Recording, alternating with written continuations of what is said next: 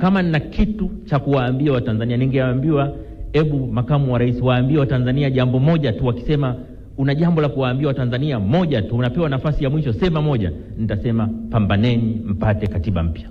Kasema, Emmanuel mdogo wangu, hivi umepata wazimu? Nani kakwambia siasa tunastaafu? Wewe unakuwa mpinzani wa demokrasia. Demokrasia unagombea, ukishindwa unashukuru, ukishinda unashukuru. Ni muda mfupi lakini wenye matukio, kauli na hotuba zilizogusa maeneo mbalimbali ya maisha wa Tanzania. Katika miaka hiyo 4.5, wewe ndio ulikuwa msaidizi mkuu wa rais wetu. Kwa wakati tunampongeza sana rais wetu, lakini pia tunamshukuru na wewe msaidizi wake mkuu kwa kumsaidia, uliweza akafanya kazi yake kwa utulivu. Tunakushukuru sana kwa kazi kubwa uliyofanya kumsaidia rais, na umenisisitiza sana umuhimu wa kuendelea kumsaidia rais, na nataka nikuhakikishie kwamba nitajitahidi kadri ya uwezo wangu. Nikuhakikishie mimi nitashirikiana na wenzangu kwa kadri inavyowezekana kutimiza majukumu ya ofisi ya makamu wa rais. Lakini na wewe upo kwenye mapumziko yako, tunakuombea baraka na mafanikio, na usisite wakati wote kuna jambo la kutushauri, usisite kutushauri.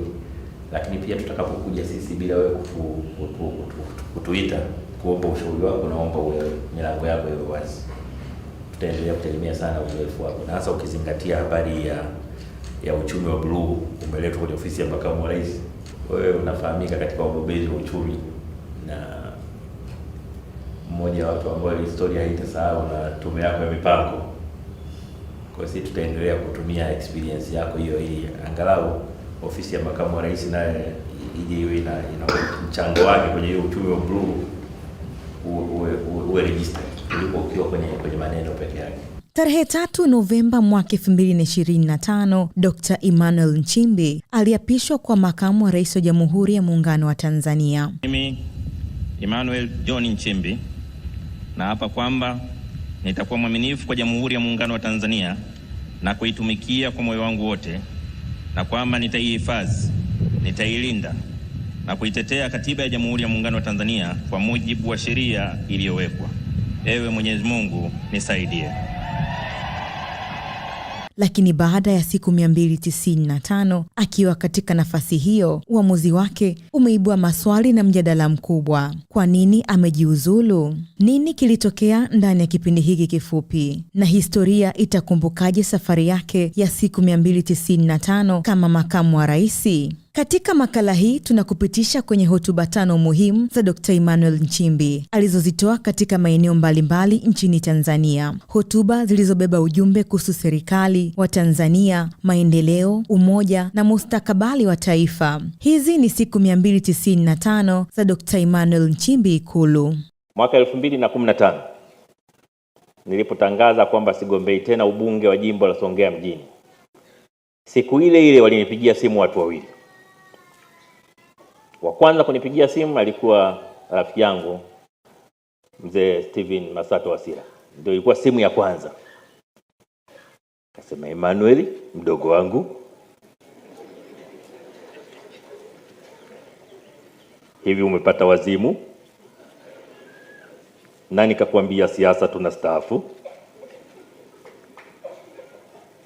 Wewe unakuwa mpinzani wa demokrasia. Demokrasia unagombea, ukishindwa unashukuru, ukishinda unashukuru. Na ukishindwa uchaguzi ujao unarudia tena. Sasa mambo gani unaanzisha wewe? Nikamwambia, mzee, mimi nimeamua kupumzika. Sema, hii habari haiwezekani kabisa. Tena kwa heri, sitaki kuongea na wewe. Mzee akakata simu. Baada ya simu yake kuisha, ikapigwa simu ya marehemu John Pombe Magufuli ambaye naye alikuwa rafiki yangu. Kaambia, mtani,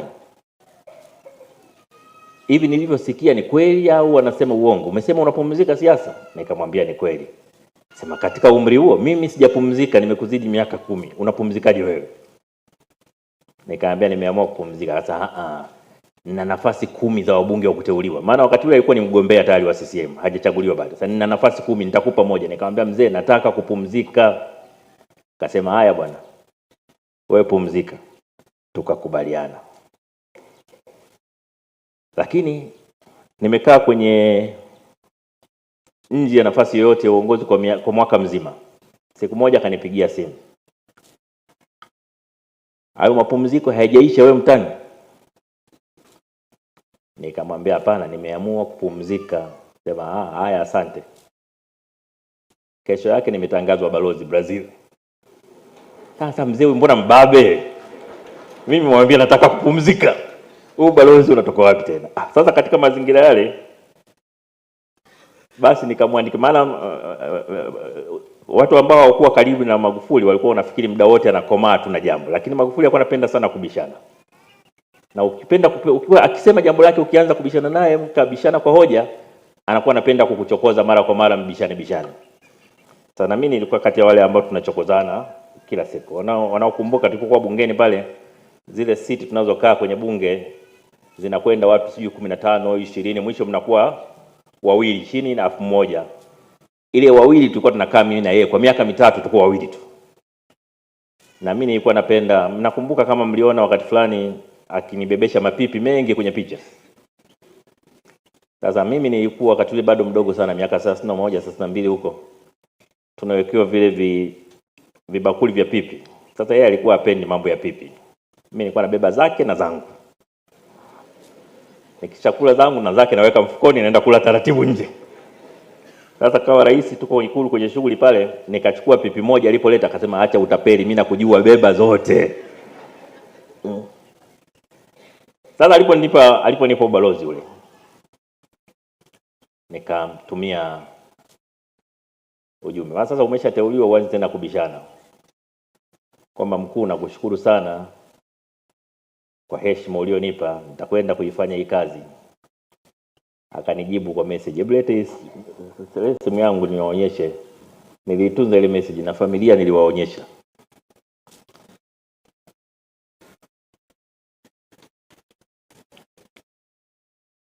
Na waonyesha kwa sababu watu wengine hawamfahamu vizuri. Hii hapa message yake, anasema hivi: Mungu atakusaidia. Siwezi kukutupa mdogo wangu. Nilikwisha ahidi kwako na mimi ni pamoja na wewe. Haijalishi yaliyopita yamepita, wewe bado ni kijana. Siwezi kuharibu future yako. Natambua kazi nzuri ulizofanya kwa nchi hii. Kutofautiana mawazo na kubishana sio uadui. Salamu kwa familia.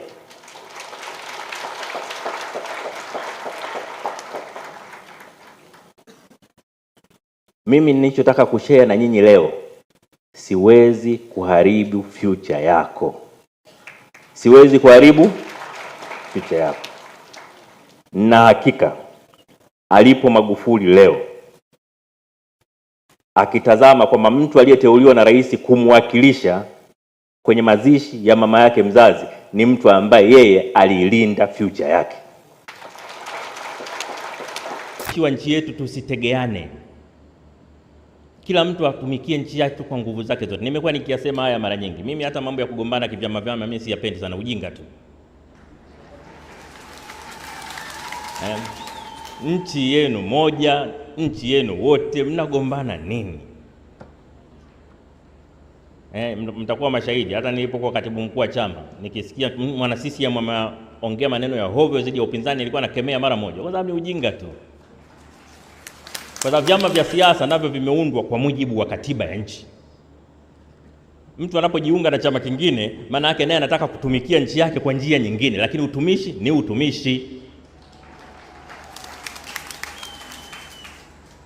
Kwa hiyo nitumie jukwaa hii kuwaombeni sana waumini na Watanzania wote kutambua kwamba tuna wajibu wa kipekee. Tunamheshimu sana Kardinali Pengo kwa kazi kubwa aliyofanya, na hasa kwenye kuanzisha majukwaa ya imani mbalimbali katika nchi yetu. Leo tuna vyama vya imani. Leo tuna vyama ambavyo vinahusisha dini mbalimbali, Wakristo, Waislamu, Buddha, kuongelea amani tu katika mikoa yote, katika wilaya zote nchini. Lakini walioshiriki kuasisi jambo hili ni pamoja na Kardinali Pengo.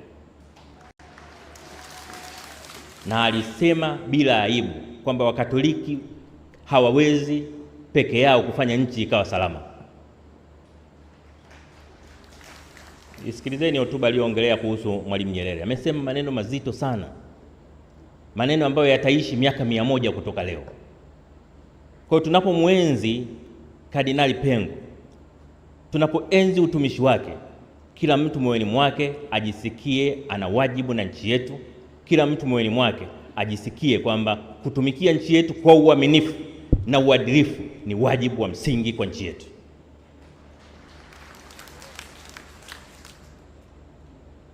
Mababa Askofu, niombe kuwahakikishia sisi kwa nafasi yetu tutaendelea kujitahidi. Kazi ya kutumikia nchi sio rahisi sana, ni ngumu, ina vishawishi, ina vitisho,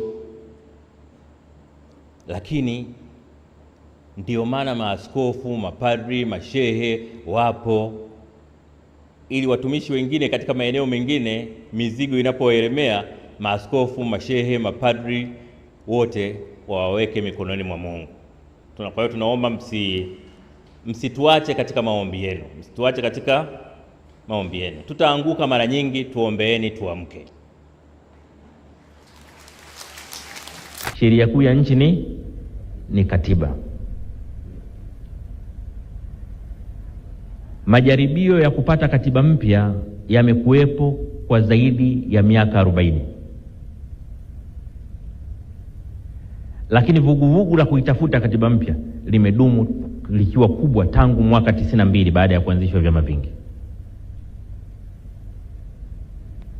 Kwenye serikali ya awamu ya 4 ulianza mjadala wa katiba, tukaweka na bunge la katiba, tulipiga hatua kidogo, alafu tukaenda tukakwama mahali. Tunaweza tukawa na mambo 40 ya kupigania, lakini katika mkakati wowote lazima uchague jambo kubwa ni lipi.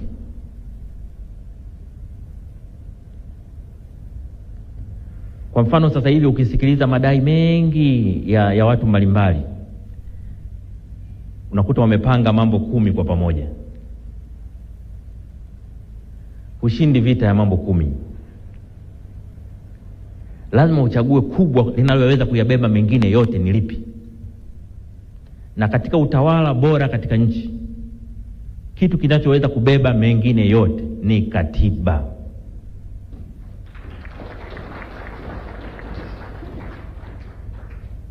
Maana hakuna sheria inayotengua katiba. Hakuna sheria inaweza kutungwa ikikinzana na katiba. Lakini kilichokuwa kwenye katiba kinaweza kubatilisha sheria nyingine yoyote iliyopo. Ukishaunda leo katiba mpya, sheria zote ambazo zipo na zilizotangulia kuwepo zinazokinzana na katiba ile, siku ile ukipitisha katiba mpya zinakuwa zimekufa hizo sheria zinazokinzana na katiba. Ndio maana kama nina kitu cha kuwaambia Watanzania, ningewaambiwa hebu makamu wa rais waambie Watanzania jambo moja tu. Wakisema una jambo la kuwaambia Watanzania moja tu, unapewa nafasi ya mwisho, sema moja, nitasema pambaneni mpate katiba mpya.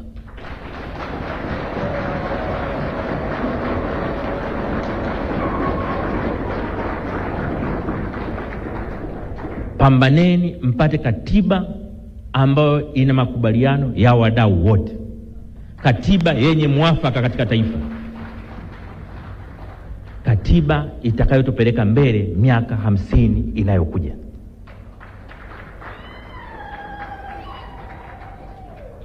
Katiba ambayo kila Mtanzania popote alipo atajisikia fahari kujitambulisha, mimi natoka Tanzania.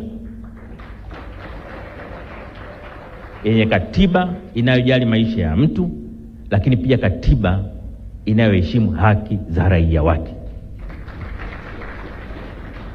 Katiba inayotupeleka kwenye maendeleo, si maendeleo ya mali tuna uchumi, lakini maendeleo ya heshima na utu wa binadamu anayeishi katika Tanzania. Lakini jambo lingine ambalo limezungumzwa na waziri kasisitiza, mtendaji mkuu kasisitiza, mwenyekiti wa bodi kasisitiza, ni swala la NEMC kuwa mamlaka kamili. Na wote wameliongea kwangu na nimewakumbusha kwamba hii tabia ya kunikumbusha waache, kwa sababu mimi nina maslahi na NEMC kuliko wao.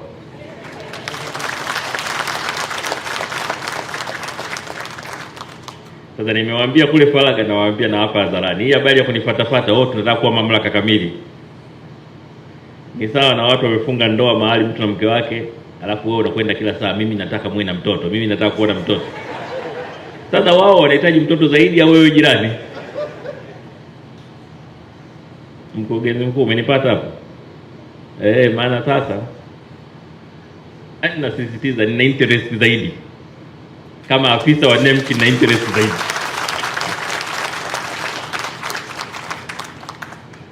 Na kama kipindi hiki ndoto ya kuwa NEMC mamlaka kamili hakiwezi kutekelezwa, basi haitatekelezwa tena, kwa sababu tuna Rais wa Jamhuri ya Muungano wa Tanzania ambaye amekuwa waziri wa nchi mazingira miaka 5, amekuwa makamu wa rais akisimamia mazingira miaka 5. Ajenda ya NEMC kuwa mamlaka ameanza nayo akiwa waziri, alafu msaidizi wake sasa ambaye ni makamu wa rais ni afisa wa NEMC aliyeko likizo.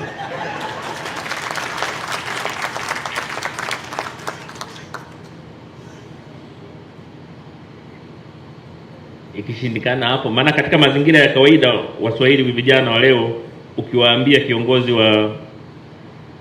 ukiwapo habari hii, huyu alikuwa waziri wa nchi akawa makamu wa rais, sasa ni rais, yuko pale mwenye mamlaka ya kuongoza nchi yetu sawa sawa, alafu makamu wake ndio msaidizi wake mkuu ni afisa wa NEMC aliyoko likizo, vijana wa sasa watasema imeisha hiyo.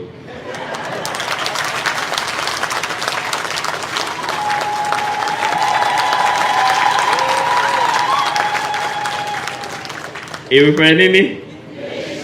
Imefanya nini? Imeisha. Kwa hiyo tuombeane uzima tu, tuombeane. Muombe rais, lakini pia tumuombe afisa wa NEMC aliyoko likizo, naye wote wapate uzima, ajenda hii ifike mwisho. Lakini pia habari nzuri kuliko zote ni kwamba kamati ya bunge ya mazingira na mwenyekiti wake zinaunga mkono jambo hili.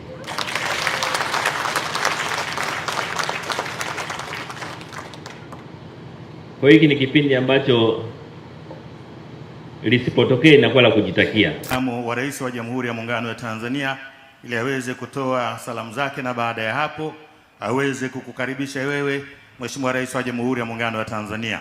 Jamani, makofi mengi kwa Mheshimiwa Makamu wa Rais wa Jamhuri ya Muungano wa Tanzania. Mheshimiwa Daktari Samia Suluhu Hassan, Rais wa Jamhuri ya Muungano wa Tanzania. Mheshimiwa Mustafa Kamal Mabul, Waziri Mkuu wa Jamhuri ya Kiarabu ya Misri. Mheshimiwa Dr. Mwigulu Lameck Nchemba, Waziri Mkuu wa Jamhuri ya Muungano wa Tanzania. Mheshimiwa Deogratias Ndejembi, Waziri wa Nishati. Mheshimiwa Zuberi Ali Maulidi, Spika wa Baraza la Wawakilishi Zanzibar. Mheshimiwa Hamis Ramadhani, Jaji Mkuu Zanzibar. Mheshimiwa Deo Mwanyika, Mwakilishi wa Spika. Mheshimiwa Doto Biteko, Naibu Waziri Mkuu mstaafu. Mheshimiwa Dr. Desina, Rais mstaafu wa Benki ya Maendeleo ya Afrika. Mheshimiwa Dr. Sharozi Migiro, Katibu Mkuu wa CCM na viongozi wote wa CCM walioko hapa. Waheshimiwa mawaziri, naibu mawaziri, viongozi wote mlioko hapa na wengine wote waliotajwa katika itifaki zilizotangulia, na ndugu wananchi. Nimepewa dakika 10 za kutoa salamu za makamu wa rais na nitajitahidi kuzitumia vizuri. Mheshimiwa Rais, katika kutumia vizuri muda niliopewa, kwa heshima kubwa na kukaribisha kufanya kazi hii.